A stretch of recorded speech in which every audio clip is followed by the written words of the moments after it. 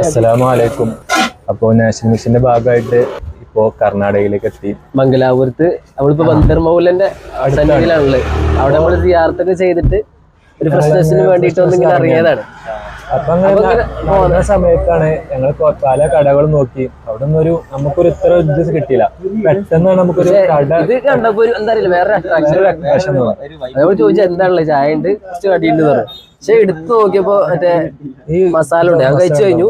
സാധനം ഉണ്ടല്ലോ must try ആണ് ചായ. പിന്നെ ഇതേപോലെ സമൂസന്റെ പോലെയൊക്കെ വെച്ചിട്ട് ഒരു ഓൺ തന്നെയാണ് അല്ലെ, തന്നെയാണ്.